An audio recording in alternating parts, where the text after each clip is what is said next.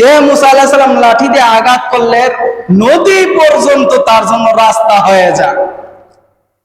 রাস্তা দিয়ে যখন নদী পার হতে লাগলেন, মাছ বরাবর যখন যায়, ফেরাউনের বাহিনী এসে যখন সামনে দাঁড়ায় গেল, ফেরাউন তো নিশ্চিত জানে, কারণ যে আল্লাহর ইবাদত করে মুসা, এই রাস্তা তার আল্লাহ তার জন্য বানাইছে, কিন্তু এই রাস্তা আমার জন্য না। সুবহানাল্লাহ। ফেরাউনও জানতো। ফেরাউনের কিছু বাহিনী বলতেছে, কেউ হুজুর নামেন না কে? কারণ সে আগে নামলে না, সে পরদিন নামবো, সে তো আর নামে না। চিন্তা করতেছে, আমি যদি নামি আমার জন্য বিপদ, কারণ এই রাস্তা কার জন্য? মুসার জন্য, আমার জন্য নয়। এরপরে যখন তার সৈন্যবাহিনী দল নিয়ে যখন নদীতে নামতে শুরু করলো, শুরু করার পরে মুসা আলাইহিস সালাম এপার থেকে ওপার হয়ে গেলেন, ফেরাউন মাঝ বরাবর। আল্লাহ রাব্বুল আলামিন বলে, ও নদী, যে রাস্তা তুমি নবী মুসা আলাইহিস সালামের জন্য হয়েছিল, মুসা আলাইহিস সালাম পার হয়ে গেছে, এখন আর তোমার রাস্তার প্রয়োজন নাই, তুমি তোমার মতন হয়ে যাও। সুবহানাল্লাহ। এরপরে ফেরাউন এই নীল নদের ভিতরে কি করলেন? আযাবের মধ্যে পড়ে গেলেন। তার দলবল সৈন্য বাহিনী যা আছেন সব শেষ। কথাটা কেন লেগে বললাম? কারণ আমরা আল্লাহর চিনি না, আল্লাহ চিনাইছে। এরপরে কত ঘটনা বলবো। এরপরে আল্লাহ রাব্বুল আলামিন পয়গম্বর ইব্রাহিম আলাইহিস সালামকে আগুনের ভিতরে ফেললেন। আগুনের ভিতরে ফেলানোর পরে আল্লাহ রাব্বুল আলামিন বলে, ও আগুন, তুমি আমার নবীর জন্য না ঠান্ডা না শীতল, আরামদায়ক হয়ে যাও। সুবহানাল্লাহ। আরামদায়ক হয়ে যাও, আমার নবীর যেন, আমার বন্ধুর যেন কষ্ট না হয়।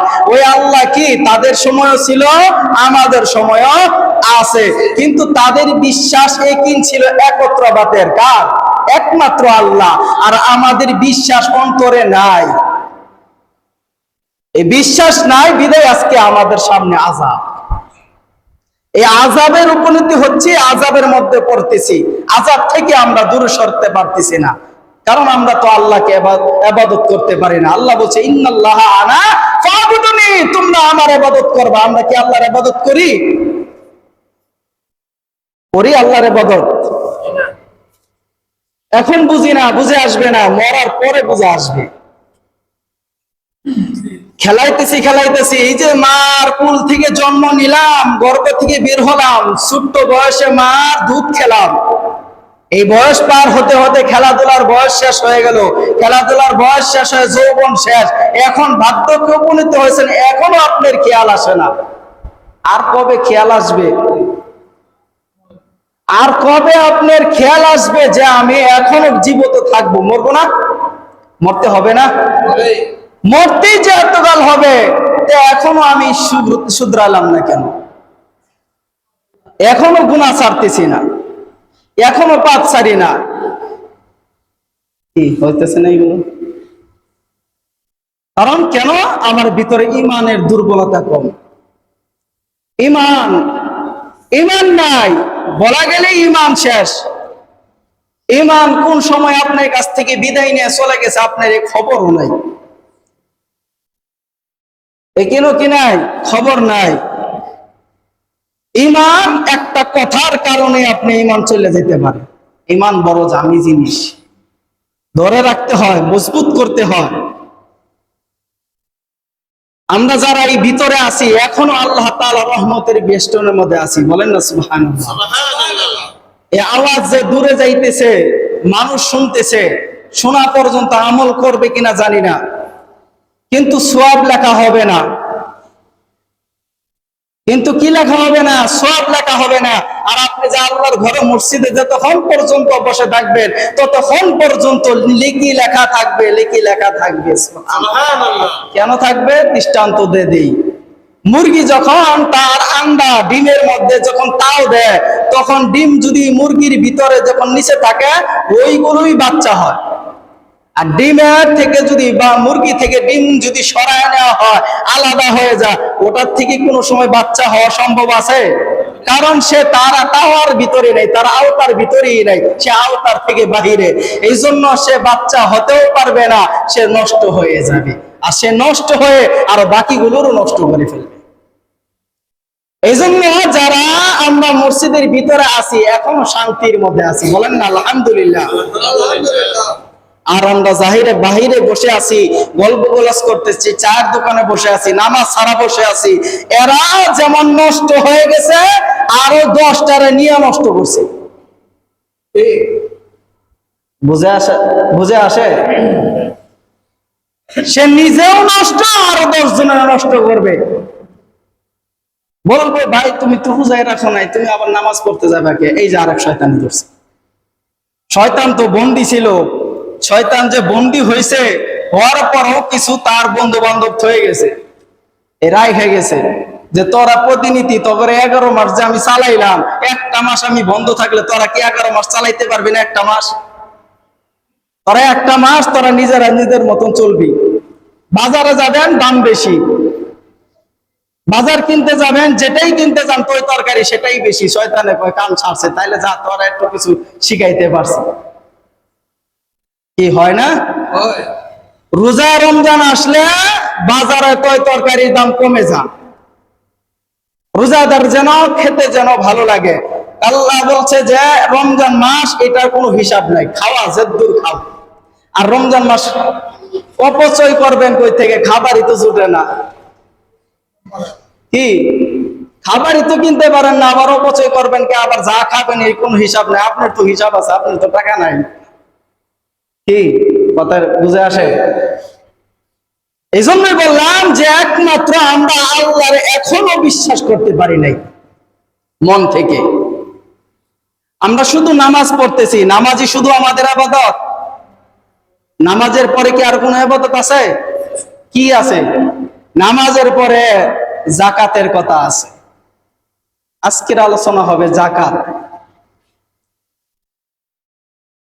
আমরা শুধু নামাজ পড়ছি, এটা শারীরিক ইবাদত। 2টা কাজ হচ্ছে শারীরিক ইবাদত, আর 2টা কাজ হচ্ছে আর্থিক ইবাদত।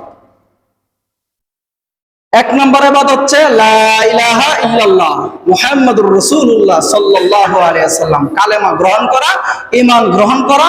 ঈমান যখন গ্রহণ করে ফেলেছেন, এখন শুধু আপনি মাঠে নেমে যান। এখন শুধু কি করবেন? মাঠে নামেন। এখন কাজ করবেন, ইবাদত করবেন, আল্লাহর ইবাদত। ওয়া আকিমুস সালাতা, তোমরা নামাজ কায়েম করো। আল্লাহ বলতেছে ওয়া আকিমুস সালাতা ওয়া আতুজ যাকাতা, তোমরা যাকাত আদায় করো। কার হুকুম? জোরে বলেন, কার হুকুম? আল্লাহ নিজে বলতেছে ওয়া আকিমুস সালাতা ওয়া আতুজ যাকাতা ওয়ারকাউ মা'র রাকিঈন, তোমরা রুকুকারীর সাথে রুকু করো, সিজদাকারীর সাথে সিজদা করো, জামাতে লোকের সাথে তোমরা জামাতে দাঁড়ায় যাও। সুবহানাল্লাহ। কি কথাগুলো আল্লাহ সুন্দর করে মিলাই দিছে না? ঈমান গ্রহণ করছেন, নামাজে দাঁড়ায় গেছেন, এটা শরীরের দেহের ইবাদত, এটা দেহের ইবাদত। আর যাকাত হচ্ছে আর্থিক ইবাদত, এটা টাকা দিয়ে আপনার ব্যয় করতে হবে, এটা টাকা দিয়ে ইবাদত কিনতে হয়। বলেন না সুবহানাল্লাহ। হজ করতে গেলে এটা শারীরিক ইবাদত, আবার কি টাকা দিয়ে হজ করতে আর্থিক ইবাদত। এই 4টা, 2টা হচ্ছে শারীরিক ইবাদত আর 2টা হচ্ছে আর্থিক ইবাদত। হজ করতে হলে টাকা দিয়ে যাইতে হবে, টাকা না থাকলে তো আমরা হজ হবে না, হজে যাইতে পারবেন না। এজন্য আল্লাহ বলে ওয়া আকিমুস সালাতা ওয়া আতুজ যাকাতা ওয়ারকাউ মা'র রাকিঈন, তোমরা যাকাত আদায় করবা, নামাজ কায়েম করবা, তুমি আমি আল্লাহ রাব্বুল আলামিন দেওয়ার মাল থেকে তোমরা ব্যয় করবা। সুবহানাল্লাহ। তোমার জামার মধ্যে যদি ময়লা লেগে যায়, এই জামা তুমি কিছুদিন পরে আর পরো না। কেন তুমি পরো না? কারণ ময়লা জামা দিয়ে কোথাও যাওয়া সম্ভব হয় না। কথা ঠিক? কোন আত্মীয় স্বজনের বাড়ি যাবেন, ময়লা কাপড় যদি পরে যান, সে ব্যক্তি দাঁত দেয়া বলবে এত ধনী লোক, সে তার জামাটা পর্যন্ত ধয় না, পারলে সে জামাটা একটা কিনতে পারে, কিন্তু জামাও কিনলো না, জামাটাও পরিষ্কার করলো না, তখন তার সমাজের মধ্যে তার কেউ দাম দেয় না। কথা ঠিক না? ঠিক। তারা দাম দেয় না কেন? সে কৃপণতা করলো, হয় কিনলো না, নাহলে ধইল না। আপনি যে ইবাদত করছেন, নামাজ পড়ছেন, এখন আপনি যাকাত আদায় করতে হবে। আপনার মাল সম্পদ যা কিছু আছে সব আল্লাহ রাব্বুল আলামিনের রাস্তার ভিতরে ব্যয় করবেন। যা বছরে একটা আয় সঞ্চয় করার পরে যা মূল্য পরিমাণ সম্পদ আপনার থেকে যাবে, স্বর্ণ থাকে, রূপা থাকে, টাকা থাকে, গবাদি পশু থাকে, যা কিছু থাকবে বছরে এক বছর পূর্ণ হওয়ার সাথে সাথে সেটার হক আপনি গরিব অসহায় ব্যক্তিদের কাছে বিলিয়ে দিবেন। কারণ আমি আল্লাহ রাব্বুল আলামিন তোমারে কোটি কোটি টাকার মালিক বানাইছি। কারণ কেন বানাইছি? গরিব বানাইছি, তোমারে ধনী বানাইছি। পারলেও তোমারে গরিব বানাইতে পারতাম, কিন্তু ওই গরিব অসহায় টাকা যা আছে তোমার হকের ভিতরে আমি আল্লাহ ঢুকায় দিলাম। সুবহানাল্লাহ। গরিবের হক কোথায় ঢুকছে? ধনীদের মাঝখানে। এখনকার যুগের যারা আছে, বলছিলাম যে আল্লাহর চিনি না, কোটি কোটি টাকার মালিক নাই, যা অভাব নাই, সে যদি সমাজে থেকে যাকাত যদি আদায় করত, আজকে কোনো গরিব থাকতো না। কি থাকতো? যে কোটি টাকার মালিক, তার সঞ্চয়, তার যে হিসাব করতে বের হলে কত হাজার লক্ষ, কত লক্ষ যে বের হয়ে আসবে তার কোনো খবরই নেই। সমাজে যদি একজন ব্যক্তির একটা রিক্সা কিনে দেয়, একটা অটো কিনে দেয়, সে স্বাবলম্বী হয়ে গেলে পরের বছর সে আরেকজনকে দিল। এইভাবে সমাজ যখন আগাইতে থাকবে, তখন কি সমাজে গরিব থাকবে না? সমান সমান হয়ে যাবে। করি, হক আদায় করি। আল্লাহ বলতেছে তুমি যে যাকাত দিছো না, এটার হক যে তুমি পরিপূর্ণ করলা না, এটার আযাব যে কি পরিমাণ তুমি তো জানো না, এটার আযাব কি হবে। আজকের আমাদের সমাজে ধনী ব্যক্তির সংখ্যা কম বেশি আছে, আছে না? সর্বনিম্ন হলেও 1 লক্ষ টাকা বছরে আয় এমন কোন লোক নাই আছে। শতকরা 10 জন লোকের মধ্যে 5 জন লোক আছে, আছে না? তাহলে 1 লক্ষ টাকা হিসাব করে বের করলেও 2500 টাকা আসে। এই 2500 টাকা আপনি যাকাত না দেওয়ার কারণে আপনি 1 লক্ষ টাকাই হারাম হয়ে গেল। ঘোষণা কার? আরো জোরে বলেন কার? আল্লাহ বলছে তুমি 2500 টাকা দিতা, এই দেওয়ার কারণে তোমার হালাল করে দিতাম, আর এটা থেকে আমি বছরে তোমার দ্বিগুণ আমি আল্লাহ তাআলা তোমার লাভ দিয়ে দিতাম। সুবহানাল্লাহ। কিন্তু তুমি এই লাভমান চাইলা না, লাভ থেকে তুমি দূরে সরে গেলা, আর যাকাত না দেওয়ার কারণে তুমি অস্বীকার করলা আমি আল্লাহ তাআলার আয়াতকে। কি কথা ঠিক? কারণ যাকাত যে দেয় না, সে আল্লাহর কথাকে, কোরআনের আয়াতকে সে অস্বীকার করে, তার জন্য বড় আযাব। আযাব। সূরা তাওবা আল্লাহ তাআলা বলতেছেন, والذين يكنزون الذهب والفضة ولا ينفقونها في سبيل الله فبشرهم بعذاب أليم। আল্লাহু আকবার। আল্লাহ রাব্বুল আলামিন বলতেছে যে ওয়াল্লাযিনা ইয়াকনিজুনা আয-যাহাবা, যারা সোনা রূপা সঞ্চয় করে রাখছে। আল্লাহ কি বলতেছেন? যারা সোনা রূপা সঞ্চয় করে রাখলো এদেরকে বলতেছে ওয়াল্লাযিনা ইয়াকনিজুনা আয-যাহাবা ওয়াল ফিদ্দাতা ওয়া লা ইউনফিকুনা ফি সাবিলিল্লাহি ফাবাশশিরহুম বিআযাবিন আলীম। যারা কিনা সোনা রূপা সঞ্চয় করে রাখলো, যারা কিনা আল্লাহর হক থাকে, আল্লাহর হুকুমকে সে সময় মতো হক আদায় করলো না, ফাবাশশিরহুম বিআযাবিন আলীম, তাদেরকে সুসংবাদ জানিয়ে দেন তাদের জন্য বড় কঠিন আযাব আর আযাব অপেক্ষা করতেছে। সবাই বলেন আল্লাহু আকবার। ফাবাশশিরহুম বিআযাবিন আলীম, এদের জন্য বড় কঠিন আযাব, শাস্তি, বড় শাস্তি তাদের জন্য। কি আযাব আর আযাব অপেক্ষা করতেছে। আপনারা চান যে আল্লাহর আযাব হোক? কি কথা বলেন না? আযাব হোক চাই? ফাবাশশিরহুম বিআযাবিন আলীম, আমার আযাব বড় কঠিন, তোমার যে ধর্ম তোমার পাকড়াও করব, এই আযাব তোমাকে জাহান্নামে নিয়ে পর্যন্ত ক্ষান্ত হবে না, জাহান্নামের তলদেশ পর্যন্ত তোমাকে নিয়ে যাওয়ার পরে আযাব তুমি আল্লাহ আল্লাহ বলে ডাকবা, আল্লাহ আল্লাহ তুমি আমারে বাঁচাও বাঁচাও, কিন্তু আল্লাহ সেদিন তোমার কথা শুনবে না, শুনবে? ওয়ালাহুম আযাবু জাহান্নাম জাহান্নাম ওয়া বিসাল মাসির। আল্লাহ বলে জাহান্নামের আযাব বড় কঠিন, এই আযাব থেকে কেউ রেহাই পাইবে না।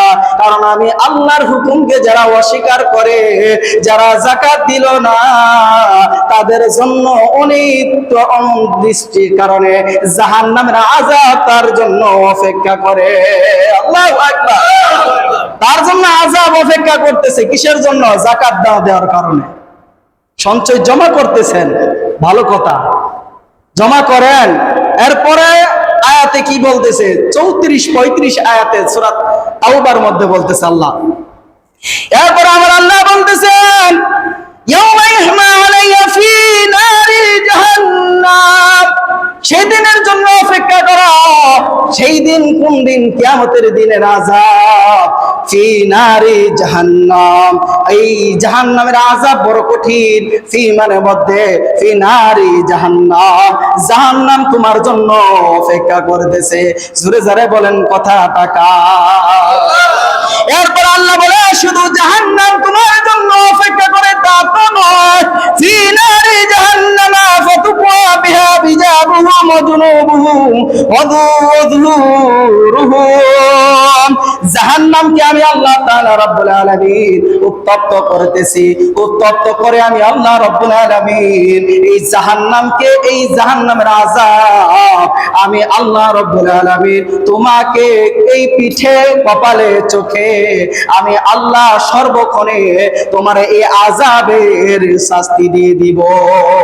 আল্লাহু আকবার। এই জাহান্নামের আযাব তোমার কপালে লাগাবো, তোমার কপালে এই মাল ছেদ দিয়ে এই সম্পদকে তোমার গলার ভিতরে সাপ পেঁচাইয়া আমি আল্লাহ রাব্বুল আলামিন শিকলকে বাঁধাইয়া আমি আল্লাহ তোমার গলায় দিয়ে দিব। এখন তোমার মাল নিয়ে জাহান্নামের ভিতরে গিয়ে ঢুকাও। আল্লাহু আকবার। কোথায় ঢুকবো? জাহান্নামে।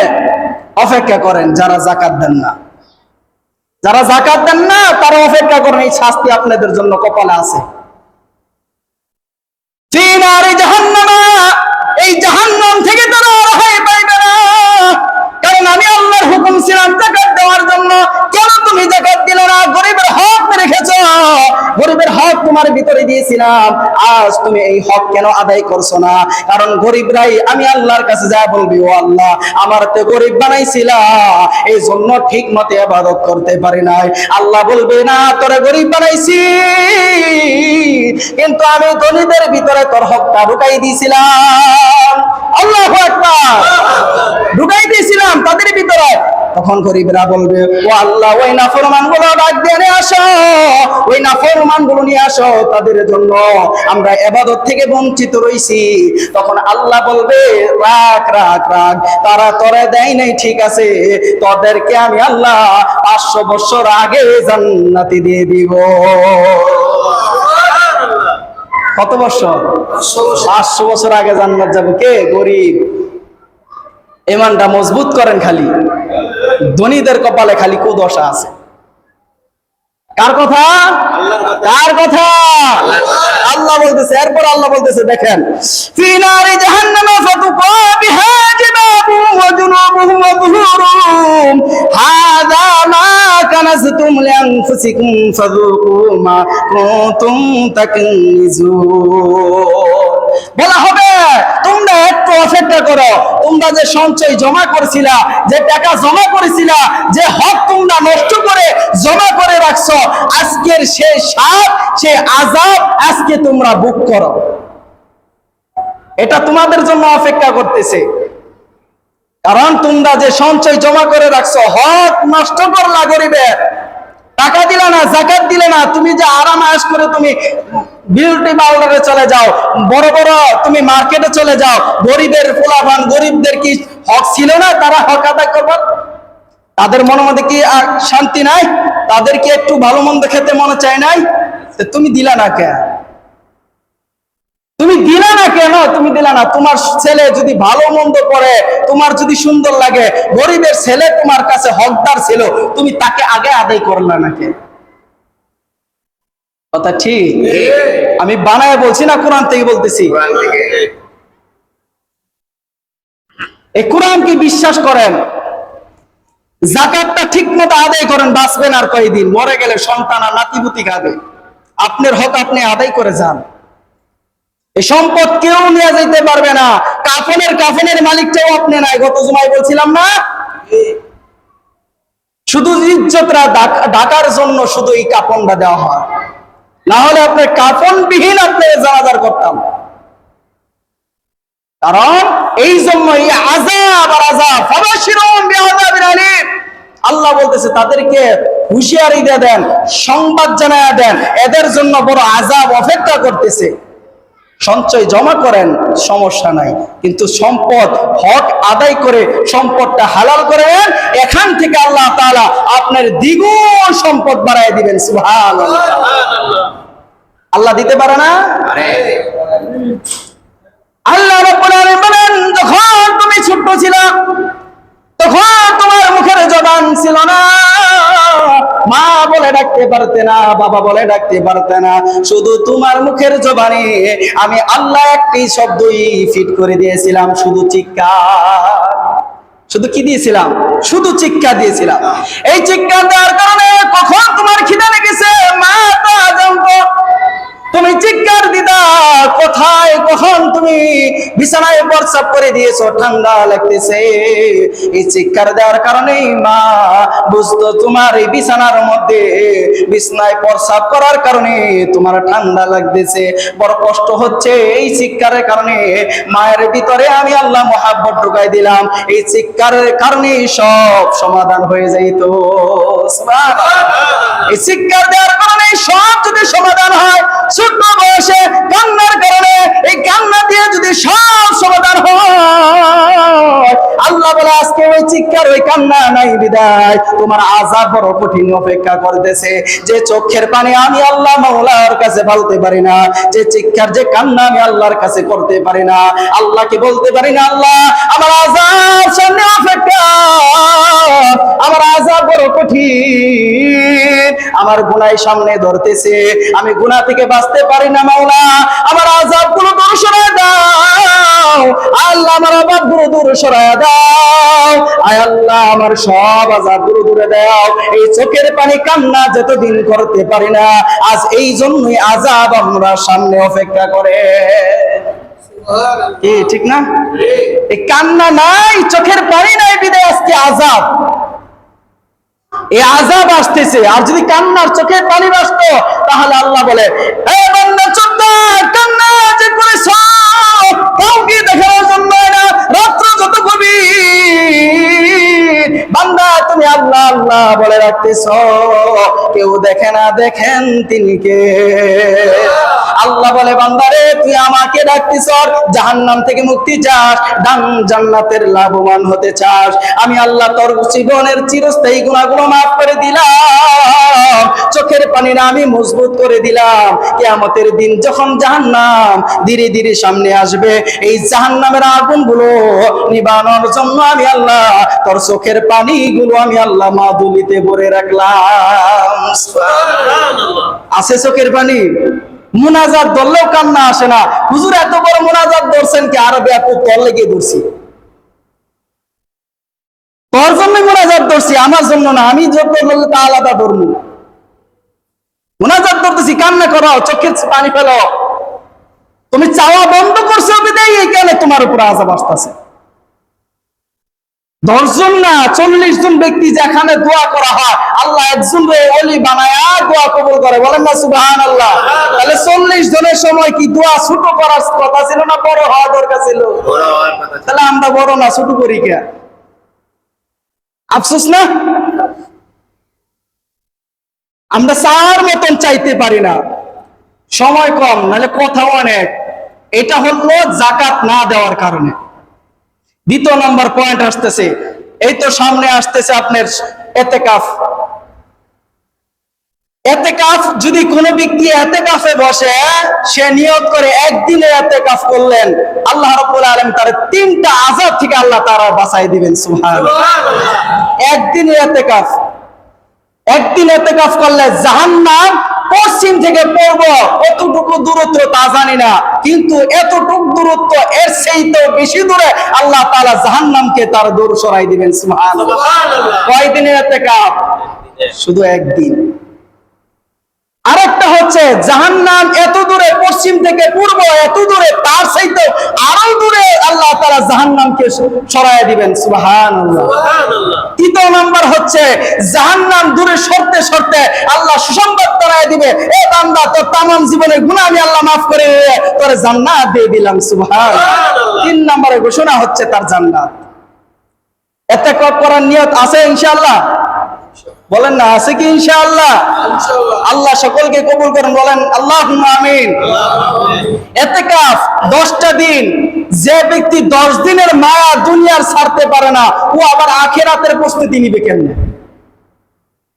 যে 10 দিনের মায়া ছাড়তে পারে না, ও আখিরাতের প্রস্তুতি কেমনে নিবে? এত চিরস্থায়ী জায়গায় সে চলে যাবে, সে ফিরে আর আসবে না।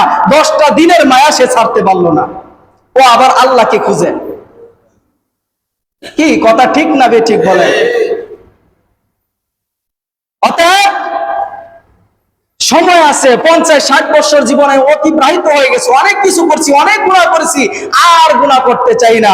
আল্লাহ তোমার এই পদোন্নতিতে আমি জানি যে ব্যক্তি 10টা দিন ইতিকাফ করবেন, আল্লাহ রাব্বুল আলামিন তার জীবনের গুনাহগুলো আল্লাহ মাফ করে দিবেন। সুবহানাল্লাহ। ইতিকাফ একবার পেয়ে গেলে হাজার হাজার মাসের চাইতেও আল্লাহ তাআলা এক একটা রাত এত পরিমাণ ফজিলত। সুবহানাল্লাহ। আমরা কি ছাড়বো? আগামী বছর পাবো যে এর কোনো গ্যারান্টি আছে? যারা সুযোগ পাবো ইনশাআল্লাহ ইতিকাফে বসে যাব। একবার হিম্মত করে বসে যান, জীবনে করেন নাই, একটা দিন আপনি বসেন যে আল্লাহ আমি গুনাহগার, 10টা দিন তোমার জন্য ব্যয় করে দিলাম, যেন আমি জিন্দা মরা। কবরের আযাব বড় কঠিন, জাহান্নামের আযাব বড় কঠিন। হিসাব দিতে গেলে তো কথাই নাই। আল্লাহ কি হিসাব দেবো, কি সামনে দাঁড়াবো, তোমার কাছে আমার চেহারা কেমনে দেখামু? হিসাব দেওয়ার মতন ক্ষমতা আছে? যদি আল্লাহর কাছে বলেন আল্লাহ হিসাব দেওয়ার মতন কিছু নাই, কিন্তু 10টা দিনের ইতিকাফ নিয়ে আসছি। সুবহানাল্লাহ। 10টা দিনের ইতিকাফ নিয়ে আসছি আল্লাহ।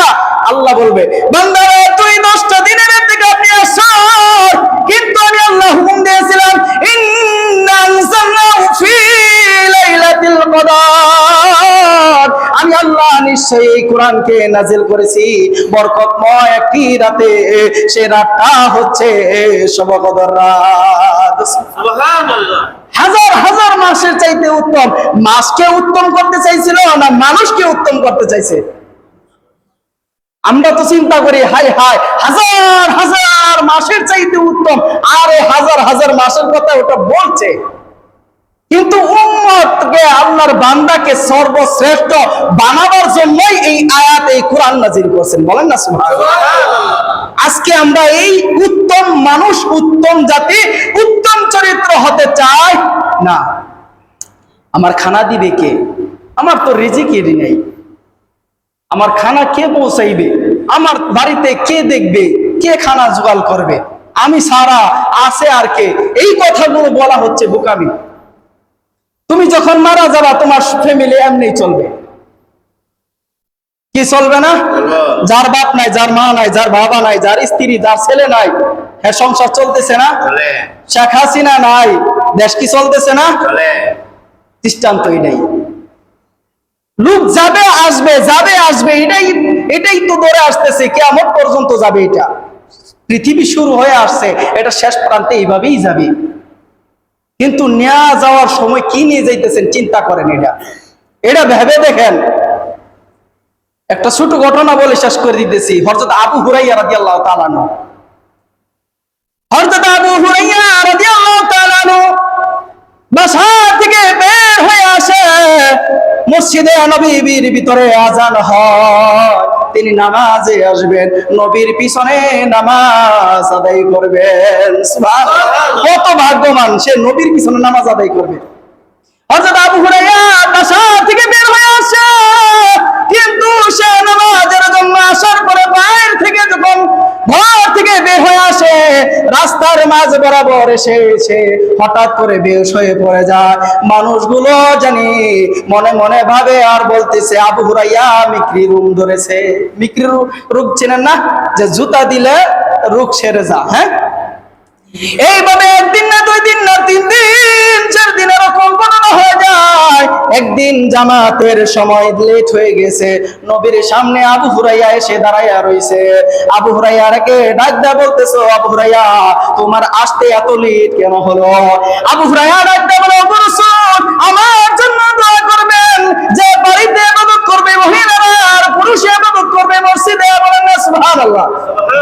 পুরুষের ইবাদত হচ্ছে মসজিদ, আর মহিলাদের জন্য ইবাদত হচ্ছে বাড়ি।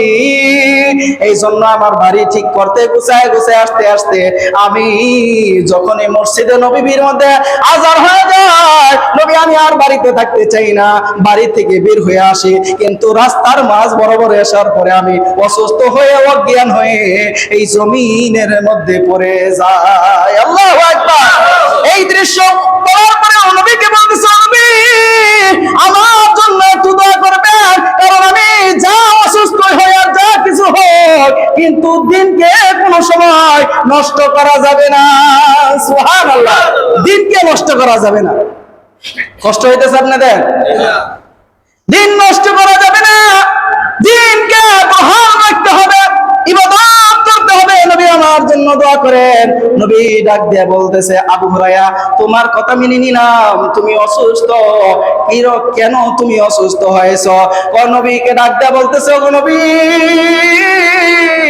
আজকে আমার বিবি সহ আমি আজকে 4-5 দিন ধরে কোনো খাবার খাই না। আল্লাহু আকবার। কয়দিন? 4-5 দিন। 4-5 দিন ধরে কোনো খাবার নাই, খাদ্য নাই পেটের ভিতরে। আযান মসজিদের নবীর মধ্যে হচ্ছে, আমি যখনই ঘর থেকে বের হয়ে আসি, গো নবী আপনার পিছনে নামাজ আদায় করব, কিন্তু আমার পেটে খাদ্য না থাকার কারণে শরীরটা দুর্বল হয়ে যায়, আমার শরীরে শক্তি নাই। মানুষগুলো মনে করে আমার মিক্রি রোগে ধরেছে। আসলে নবী আমার রোগে ধরে নাই, আমার শরীরে খাদ্য না থাকার কারণে শরীর অসুস্থ হয়ে যায়। আল্লাহু আকবার। এরপরে নবী বলল, আবু হুরায়রা আমি তোমাকে যে দিয়ে দিলাম 10 থেকে 12টা, আমি আল্লাহর রাসূল তোমাকে আমি খেজুর দিয়ে দিলাম। এই খেজুরগুলো দিয়ে দেওয়ার কারণে এই খেজুরগুলো নিয়ে তোমার বাড়িতে চলে যাবা। বাড়িতে যাওয়ার পরে তুমি 2টা কাজ করবা না। এক হলো খেজুরগুলো কোনো সময় গুনবা না, আর খেজুরগুলো কোনো সময় দেখবা না। এই থলিটা নিয়ে চলে যাও, 10 থেকে 12টা বা 13টা ধরেন 14টা খেজুর আমি তোমারে দিয়ে দিলাম। এরপরে আবু হুরায়রা বলতেছে, খেজুর নিয়ে যাওয়ার পরে তুমি যা যত মানুষ আসছে সবাইকে তুমি দিয়ে দিবা, কিন্তু খানা কোন সময় গুনতে যাবে না। আর খেজুর নষ্ট হলো না, ভালো আছে, এই 2টা কাজ কোন সময় করবা না। এরপর আবু হুরায়রা রাদিয়াল্লাহু তাআলা নবীর থেকে খেজুর নিয়ে যখন বাড়িতে চলে গেলেন, বাড়িতে যাওয়ার পরে একদিন না 2 দিন নয়, 27 বছর পর্যন্ত এই খেজুর খেয়েছে। সুবহানাল্লাহ। কত বছর? 27 বছর সে খেজুর খায়। 27 বছর সবাইকে খেজুর মিলিয়ে দিল। এই 27 বছর খেজুর খাওয়ার মধ্যে খেজুর হচ্ছে 10 থেকে 12টা, কিন্তু আল্লাহ রাসূলের হাত লাগানোর কারণে আল্লাহ এত পরিমাণ বরকত শেষ পর্যন্ত আলেম উলামারা গুনে দেখে ওই 27 বছরে 12-14টা খেজুর 42,000 মণ খাওয়া হয়েছে।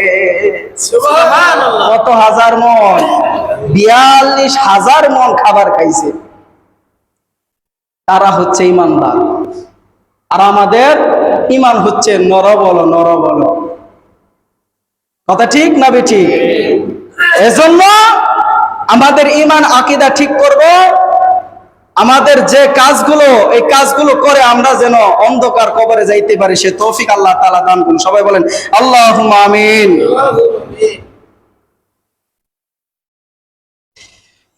মালয়েশিয়া প্রবাসী মোহাম্মদ রমিজউদ্দিন ভাই মসজিদের কাজের জন্য 15,000 টাকা দান করছেন। বলেন না আল্লাহুম্মা আমিন।